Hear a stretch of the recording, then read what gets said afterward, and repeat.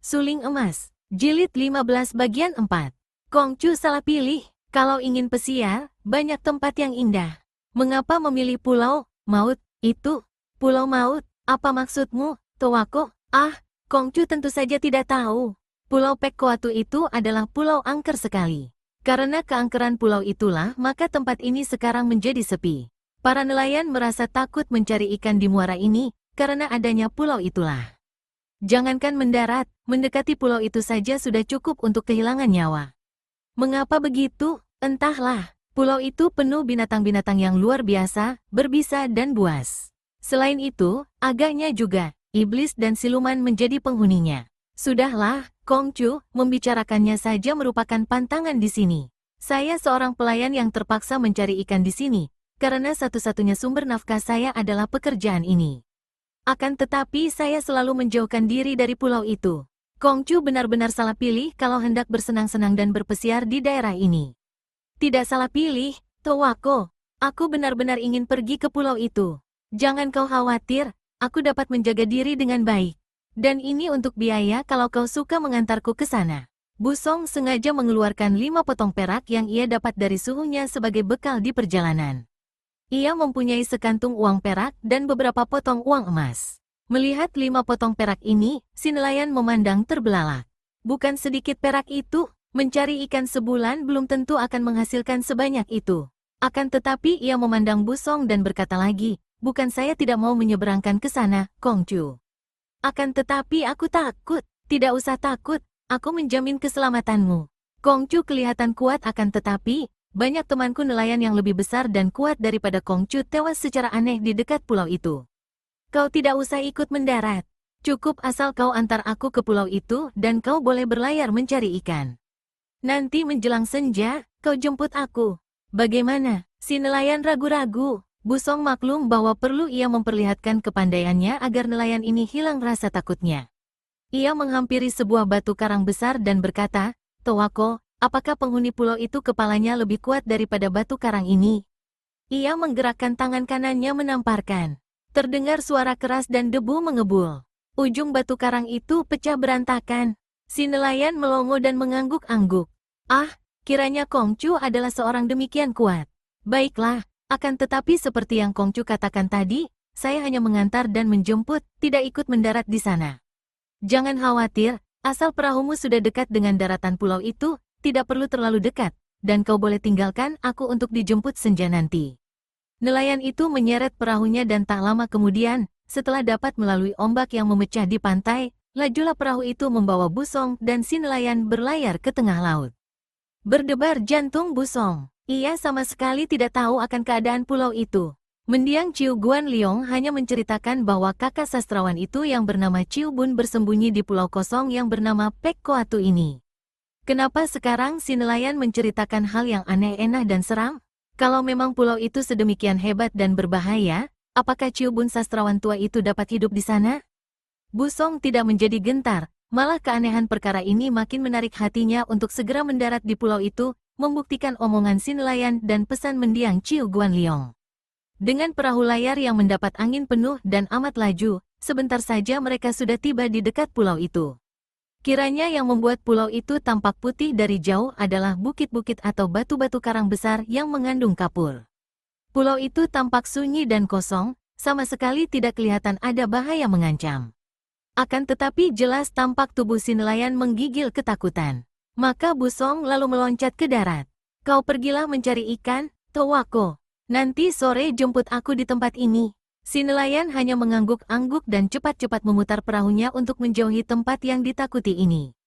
Busong tersenyum ketika membalikkan tubuhnya memandang ke tengah pulau. Nelayan itu agaknya menjadi korban kepercayaan Tahyul, maka ia ketakutan seperti itu. Pulau ini agaknya sunyi dan tenteram, sama sekali tidak ada bahaya mengancam kecuali keadaannya yang liar dan agaknya tak pernah didatangi manusia. Ia melompat ke atas batu karang dan mendaki tempat yang paling tinggi untuk mengadakan pemeriksaan dari atas tentang keadaan pulau itu. Setelah tiba di puncaknya, ia memandang ke bawah. Kiranya di tengah pulau itu tanahnya cukup subur, banyak pohon-pohon yang merupakan hutan. Akan tetapi sekeliling pulau itu adalah pantai batu karang sehingga dari jauh yang tampak hanyalah karang putih. Beberapa menit lamanya Busong mengintai dari atas, akan tetapi tidak ada tanda-tanda bahwa di pulau itu ada orangnya. Kemana ia harus mencari Ciu Bun? Benarkah kakek sastrawan itu berada di situ? Pulau ini hanya kecil saja. Ia tentu dapat menjelajahi sampai habis dan kembali ke tempat ia mendarat sebelum senja. Busong turun dari batu karang itu dan berloncatan dari batu ke batu menuju ke tengah pulau. Tiba-tiba terdengar angin menyambar dan sinar putih menyambar lehernya. Cepat Busong miringkan tubuh mengelak. Sinar itu lewat dan ketika ia menengok ke belakang, sinar itu telah lenyap sehingga ia tidak tahu senjata rahasia apakah yang menyambarnya tadi. Jantungnya berdebar. Kiranya benar ada orangnya dan agaknya orang itu berwatak keji, karena buktinya tanpa ada angin atau hujan tahu-tahu sudah menyerang dengan senjata rahasia. Ia memandang ke kanan dari mana senjata rahasia tadi menyambar. Akan tetapi di sebelah kanannya hanya tampak batu karang dan tidak ada tanda-tanda manusia di situ. Ia kaget sekali. Tiba-tiba ia diserang lagi, dan kini bahkan serangan itu datang dari 3 jurusan, depan, kanan dan kiri. Juga menggunakan senjata rahasia seperti tadi, putih kecil yang menyerang leher, perut dan kaki. Untung ia dapat bergerak cepat dan loncatannya tadi menggagalkan serangan. Celaka, pikirnya, agaknya sedikitnya ada 3 orang manusia yang memusuhinya. Cui sekalian harap jangan turun tangan. Saya datang dengan maksud baik, bukan untuk bermusuhan dengan siapapun juga. Pada saat itu, dari sebelah kanan menyambar lagi benda putih. Busong penasaran dan ingin memperlihatkan kepandaiannya. Dengan 2 jari tangan ia menyambar benda putih itu dan berhasil menjepitnya. Akan tetapi hampir saja ia berteriak saking kagetnya. Benda yang disangkanya senjata rahasia itu kiranya adalah seekor ular putih yang kini terjepit di antara 2 jarinya, akan tetapi ular itu telah menggigit telapak tangannya. Busong gemas dan sekali remas kepala ular itu hancur. Telapak tangannya mengeluarkan darah sedikit, tapi Busong tidak khawatir. Tubuhnya sudah kebal terhadap racun. Akan tetapi ia tidak mau mengambil resiko, maka dengan pengerahan hawa sakti ke arah tangannya, ia berhasil mendorong keluar darahnya melalui luka.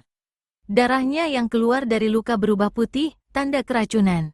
Akan tetapi hanya sedikit, dan setelah yang mengucur keluar adalah darah merah bersih, ia menghentikan usahanya. Luka tidak berarti, dan ia diam-diam merasa geli. Kiranya ia tadi bicara terhadap ular-ular putih kecil yang menyerang orang sambil terbang, atau lebih tepat, meluncur dan melayang. Benar-benar amat berbahaya ular-ular itu. Kalau bukan dia yang digigit, bisa mendatangkan maut. Mulai mengertilah kini Busong mengapa si nelayan itu takut setengah mati terhadap pulau ini. Dan ia pun menduga bahwa tentu masih ada bahaya-bahaya lainnya di pulau ini. Dengan hati-hati ia berjalan terus ke depan. Serangan ular-ular putih ia hindarkan dengan mengelak atau kadang-kadang mengebutnya dengan ujung baju lengan. Tiba-tiba jantungnya berdebar keras dan ia menghentikan langkahnya. Ia menahan napas dan mendengarkan penuh perhatian. Tidak salah lagi, itulah tiupan suling. Suara suling yang luar biasa sekali. Dia sendiri seorang ahli meniup suling, akan tetapi tiupan suling yang terdengar itu benar-benar mengagumkan. Dan suara itu datang dari depan sebelah kiri, dari pinggir hutan di mana terdapat bukit-bukit dengan batu-batu hitam. Girang sekali hati Busong. Kiranya mendiang Ciu Guanliong tidak menipunya. Ia tidak ragu bahwa yang meniup suling itu tentulah sastrawan Ciu Bun yang dicarinya. Cepat ia berlari menuju ke bukit dekat hutan itu. Kini ia tiba di daerah penuh pasir, dan tiba-tiba ia roboh terguling karena pasir yang diinjaknya itu bergerak memutar. Begitu jatuh, pasir yang menerima tubuhnya itu mengisap dan berputaran. Busong kaget bukan main. Cepat ia mengerahkan tenaganya dan memukulkan kedua telapak tangan ke atas pasir, menggunakan daya dorongan ini untuk mengangkat tubuh ke atas dan sambil berjungkir balik ia meloncat jauh ke depan.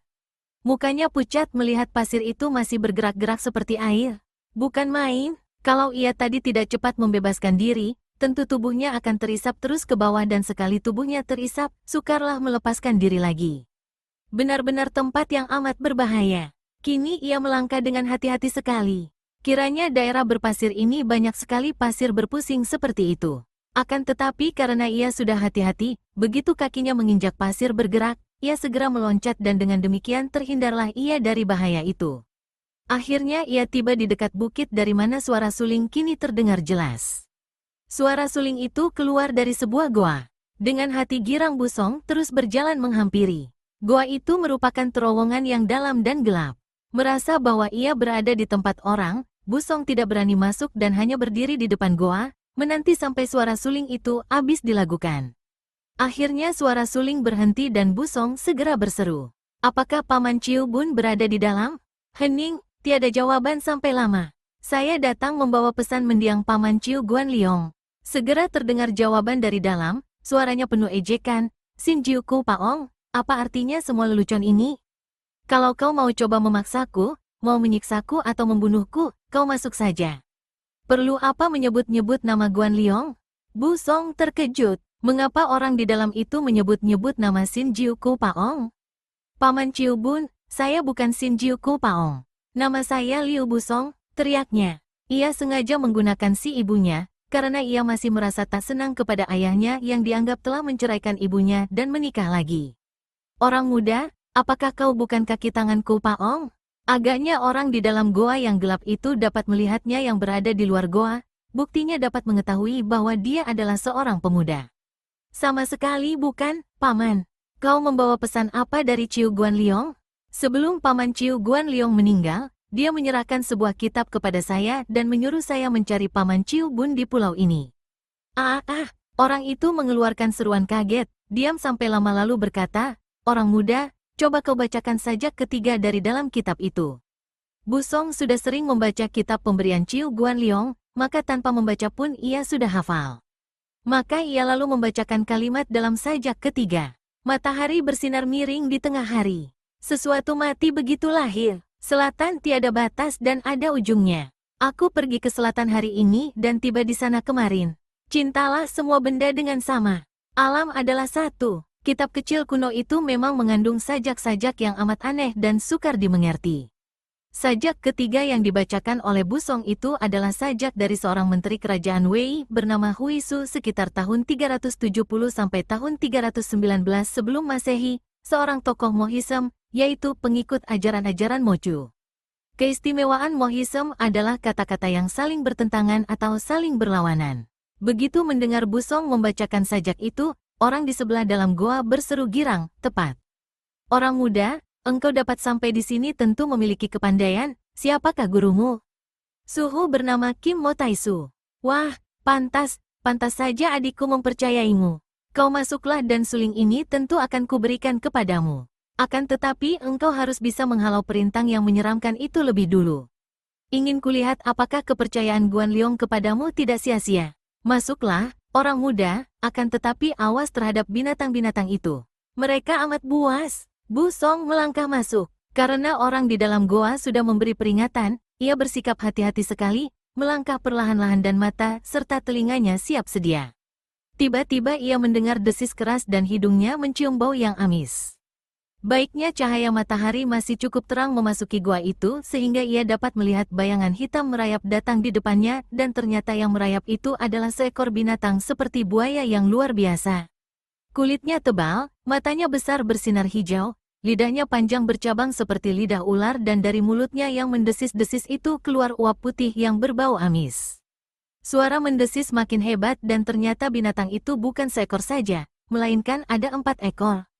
Mereka datang dari depan, kanan dan kiri dengan sikap mengancam. Busong berdiri memasang kuda-kuda. Begitu melihat binatang yang paling dekat dengannya menyergap dengan kedua kaki depan terangkat dan mulut terbuka lebar, Busong segera mengerahkan tenaga ke tangan kanan dan ia memukul dengan jari terbuka. Binatang seperti buaya itu terlempar, mengeluarkan suara keras akan tetapi lalu merayap pergi, gerakannya lemah dan limbung. Lega hati Busong, kiranya binatang-binatang ini lebih menakutkan daripada membahayakan. Ia tidak menanti sampai binatang-binatang itu menyerbunya, melainkan mendahului menerjang maju dan dengan gerakan cepat sekali kedua tangannya membagi-bagi pukulan yang diarahkan kepada 3 ekor binatang yang lain. Terdengar suara keras dan binatang-binatang itu menjerit-jerit lalu lari kacau balau, bersembunyi di balik batu karang yang gelap di kanan kiri goa. Bagus, kau tidak kecewa menjadi murid Kim Mo Taisu dan kepercayaan adikku Guanliong. Tunggulah, orang muda, setelah 4 ekor binatang buruk itu pergi aku dapat keluar sendiri. Suara orang itu terdengar girang dan tak lama kemudian muncullah sesosok bayangan hitam dari dalam gelap. Ketika tiba di tempat yang diterangi sinar matahari dari luar, Busong melihat seorang laki-laki tua tinggi kurus bermuka pucat. Tubuh dan mukanya menyatakan bahwa kakek ini tidak sehat, atau bahkan sakit, akan tetapi ketika ia berjalan keluar, langkahnya dan sikapnya membayangkan keangkuhan seorang terpelajar tinggi. Di tangan kanannya terdapat sebatang suling yang berkilauan ketika terkena sinar matahari, sebatang suling berwarna kuning. Tidak salah lagi, itulah suling emas, pikir Busong dengan hati penuh ketegangan. Kakek itu pun memandang Busong penuh perhatian. Agaknya ia puas melihat Busong.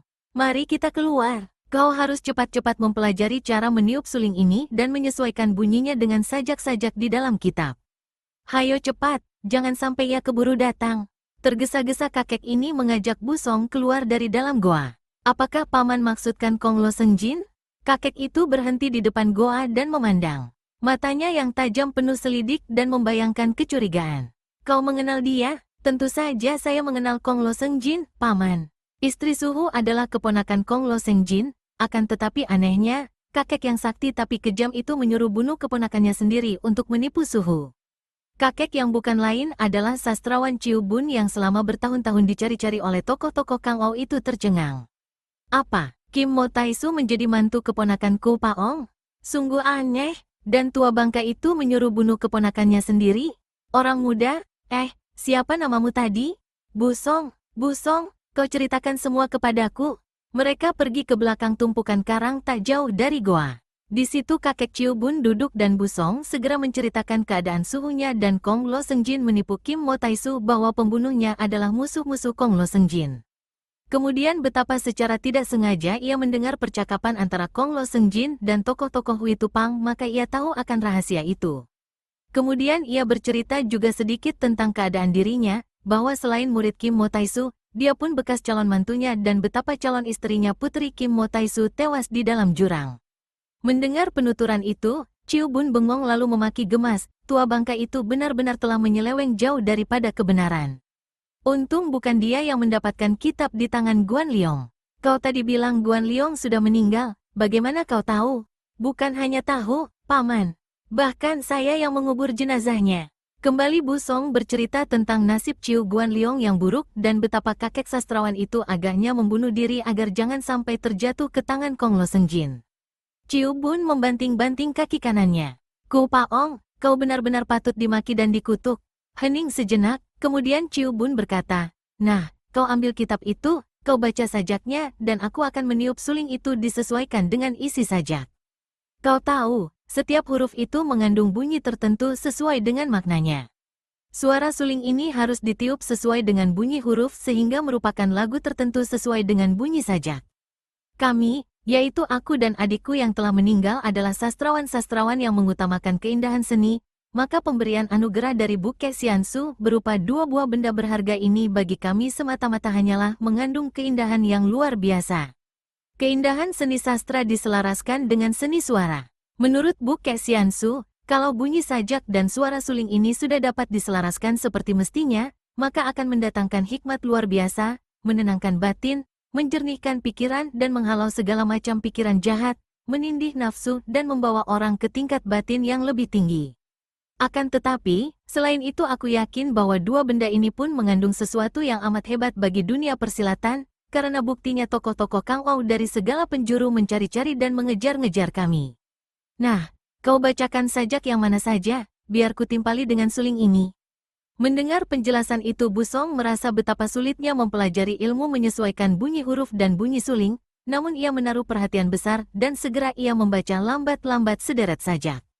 Kakek Ciu Bun sudah meniup sulingnya dan terdengarlah bunyi suling mengalun aneh, akan tetapi lebih aneh lagi bagi Busong, suara suling itu demikian enak dan cocok dengan suaranya yang membaca huruf-huruf secara lambat. Tiba-tiba terdengar derap kaki kuda dan suara aneh lucu. Nyieh, nyieh. Seketika Ciu Bun menghentikan tiupan sulingnya.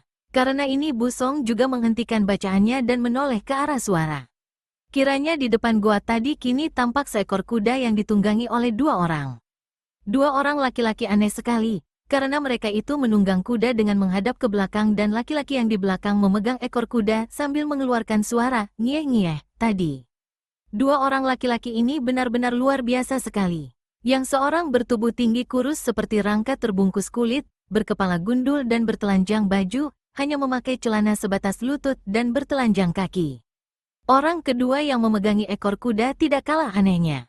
Tubuhnya gemuk sekali, punggungnya berpunuk, mulutnya besar dan kepalanya juga gundul, bertelanjang baju dan bercelana seperti orang yang pertama. Kyuji atau anak Kyu dan Chiuji atau anak Chiu. Berani kalian mengganggu aku selagi meniup suling? Awas, kuadukan nanti kepada Ong ya. Muka kedua orang gundul itu menjadi ketakutan. Si gendut lalu menggerak-gerakkan ekor kuda agar kudanya berlari cepat. Tidak, tidak, tidak. Mereka berkata ketakutan. Benar-benar pemandangan yang luar biasa sekali. Tak dapat Busong menahan keingintahuan hatinya. Paman, siapakah mereka tadi? Mereka itu dua orang pelayan dan juga murid Ku Paong. Gigitan-gigitan beracun dari binatang-binatang berbisa membuat mereka tidak waras otaknya. Akan tetapi mereka itu hebat kepandaiannya, mewarisi ilmunya Ku Paong. Memang tua bangka itu aneh sekali, menurunkan ilmunya kepada dua orang gila macam itu. Jadi Kong Lo Sengjin tinggal di pulau ini? Busong bertanya kaget karena hal ini sama sekali tidak pernah disangkanya. Ciu Bun mengangguk, tentu saja tinggal di sini. Dengarlah, Ku Paong adalah sahabat baikku semenjak dahulu. Kami berdua orang-orang yang setia kepada kerajaan Tang. Dia banyak belajar ilmu kesusastraan dari aku yang dulu menjabat kedudukan guru sastra di kota raja. Atas ajakannya lah aku tinggal di sini untuk menyembunyikan diri dari orang-orang jahat yang hendak merampas suling ini. Mula-mula Ku Paong memang tetap menjadi sahabat baikku. Akan tetapi agaknya kegilaan kedua orang murid atau pelayannya itu menular kepadanya. Sikapnya mulai berubah dan dia mulai membujuk-bujukku untuk menurunkan rahasia suling dan kitab pemberian Bu Kek Xiansu kepadanya.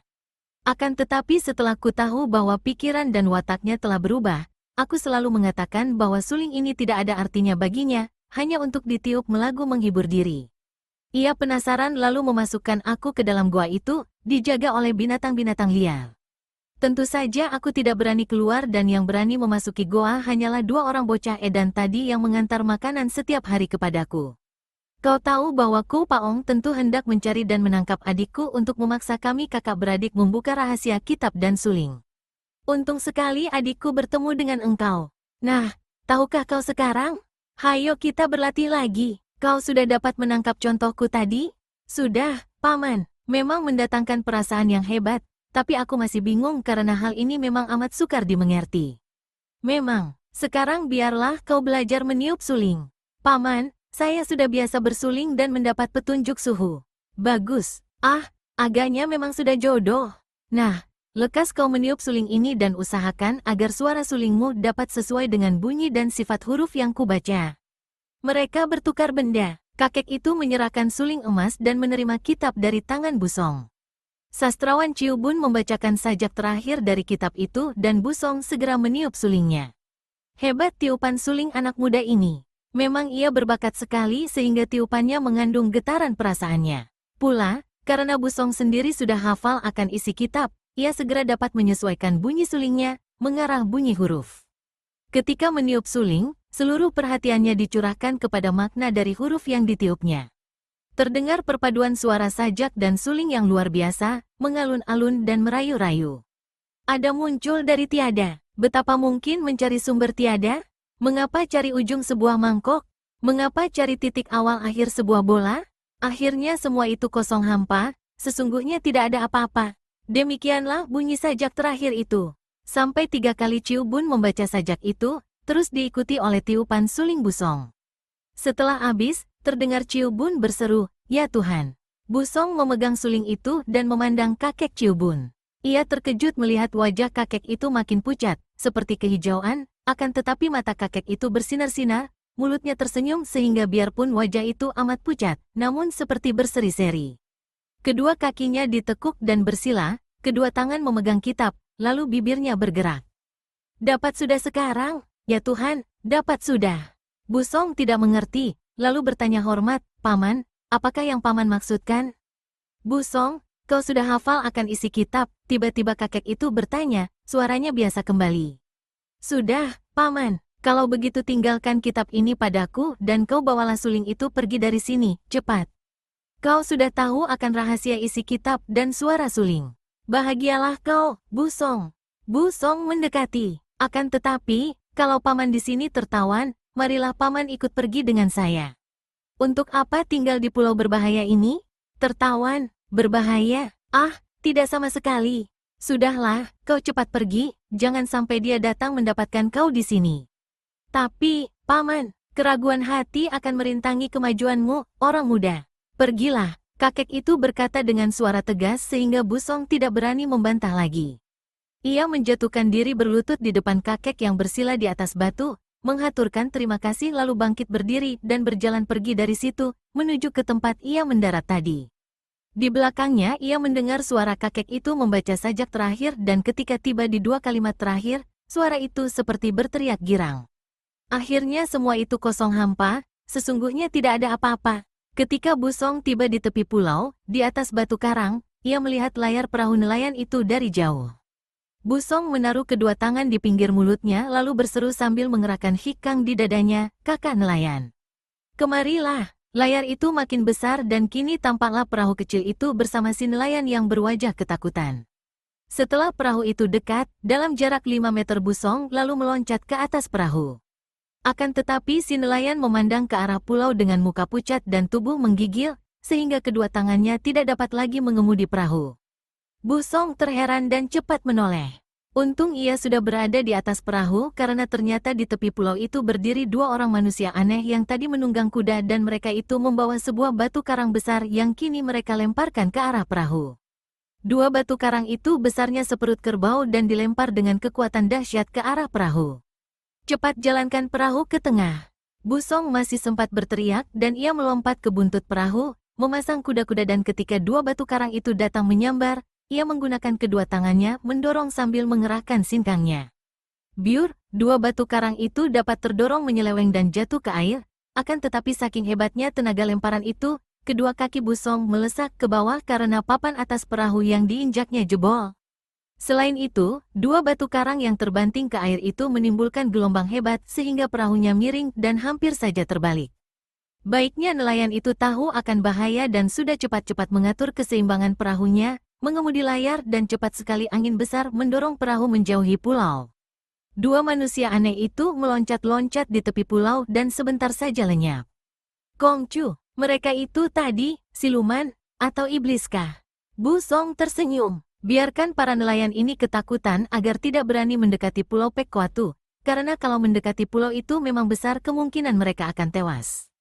Selain di pulau itu terdapat banyak binatang buas dan berbisa. Juga di situ tinggal Kong Lo Sengjin dan 2 orang pelayannya yang gila dan kejam. Agaknya mereka itu iblis pulau. Akan tetapi untung kita dapat melarikan diri, jawab Busong. Jawaban ini membuat nelayan itu makin ketakutan dan ia mengerahkan seluruh kecakapannya untuk berlayar secepat mungkin menyeberang ke daratan yang aman.